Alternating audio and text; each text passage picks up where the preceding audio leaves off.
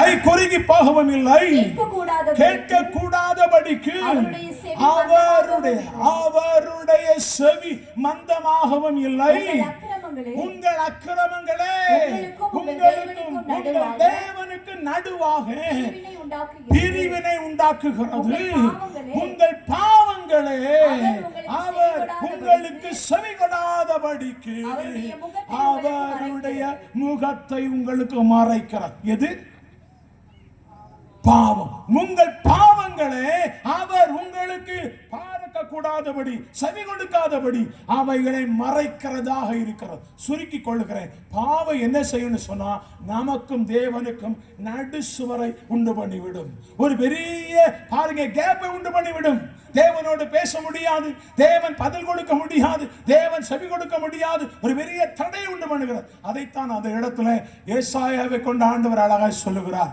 உங்கள் பாவங்களே அவர் உங்களுக்கு செவி கொடாதபடி என்ன உண்டு பண்ணுகிறது தெரியுமா? தடையை உண்டு பண்ணுகிறது. அல்லேலூயா, அல்லேலூயா, அல்லேலூயா. எனக்கு நாகர்கோவில்ல ஒரு பெரிய பாஸ்டர் தெரியும். இன்னைக்கு சுமார் ஒரு 170 சர்ச்சுக்கு அவர் தலைமை போதகராக இருக்கிறார். அல்லேலூயா, ஆமென். அந்த தலைமை போதகர் ரட்சிக்கப்பட்ட ஆரம்ப நாளில் ஒரு இதே போல ஒரு சின்ன சர்ச்சைகளை அவரை கொண்டு போட்டாங்க. அந்த சின்ன சர்ச்சையிலே ஊழியம் செய்து கொண்டிருந்தார். ஊழியம் செய்து கொண்டிருக்கிற சமயத்தில் சர்ச்சை சுற்றி நிறைய இடம், அப்படி நிறைய இடம் இருக்கிறதுனால அவர் என்ன செய்தார், சும்மா இருக்கிறவருக்கு அதுக்கு மரிச்சினி வைப்போம் என்று சொல்லி மண்வெட்டியை கொண்டு போய் அதை கொத்தி கொத்தி கொத்தி மரிச்சினி வைத்தார். மரிச்சினி என்ன தெரியுமா? மரிச்சினி என்ன? ஏசுநாதா சோத்ரா. மரிச்சினா என்ன? கேட்கல. மரவள்ளி கிழங்கு பார்த்திருக்கிறீங்களா? ஆமா, மரவள்ளி கிழங்கு. அதாவது மரவள்ளி கிழங்கு வைத்தார். கொஞ்சம் கொஞ்சமா நோண்டி நோண்டி நோண்டி நோண்டி அப்படியே ஃபுல்லா மரவள்ளி கிழங்கு வைத்து கொண்டிருந்தார்.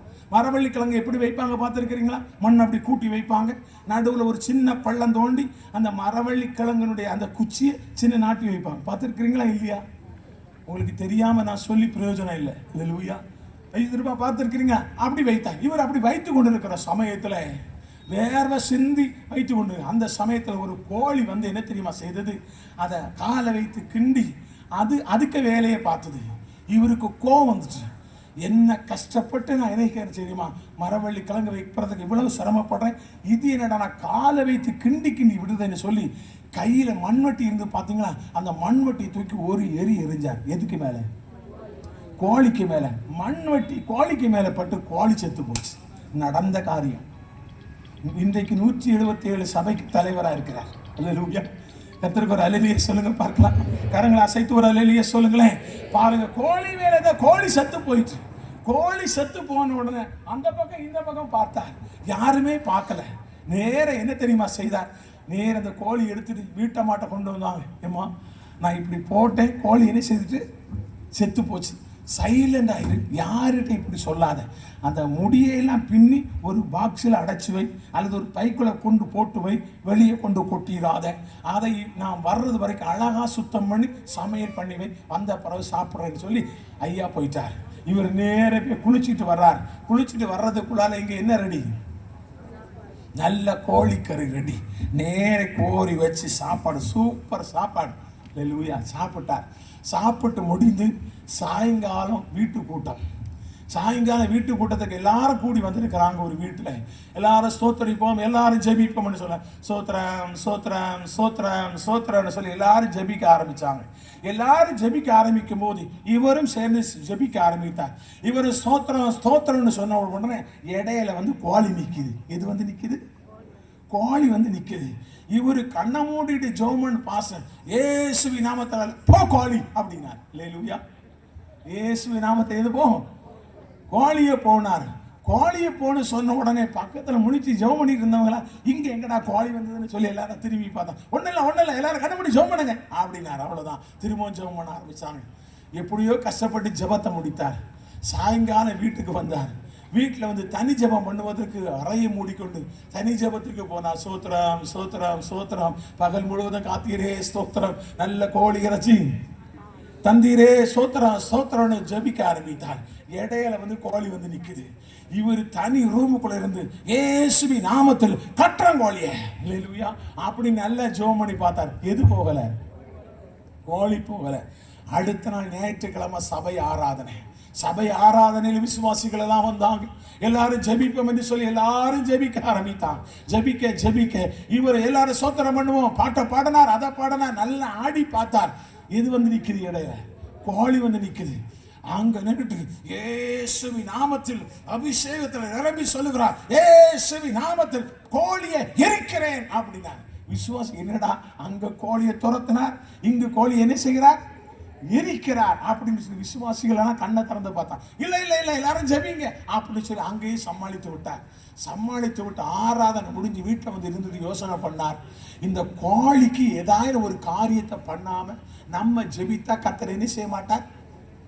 கர்த்தர் ஜெபத்தை கேட்க மாட்டார். இந்த கோழிக்கு ஏதாவது ஒரு காரியத்தை பண்ணணும்னு சொல்லி நேர கருங்க சந்தைக்கு போறார். நேர எங்க போனார்? மார்க்கெட்டுக்கு போனார், சந்தைக்கு போனார். அந்த சந்தையில போய் விற்கிற கோழியெல்லாம் பார்த்தார். ஏன்னா அந்த கோழிக்கு கழுத்துல என்ன கிடையாது தெரியுமா? முடி கிடையாது. இந்த கோழிக்கு கழுத்துல என்ன இல்லை? முடி இல்லை. அதனால அந்த முடி அதே போல கலர்ல கோழி கிடக்கான்னு பார்த்தார். ஒரு கோழியும் இல்லை.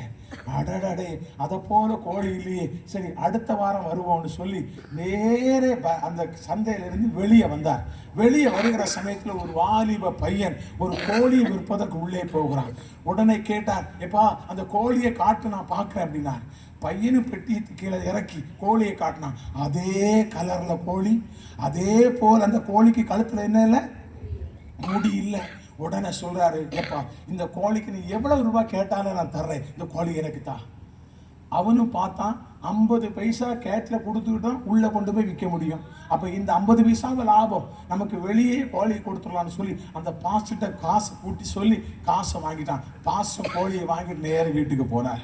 நேர வீட்டுக்கு போய் பக்கத்து வீட்டுல அந்த கோழியை கொடுத்து, ஏமா இது உங்க கோழி தானே பாருங்க அப்படின்னு சொல்லி கொடுத்தார்.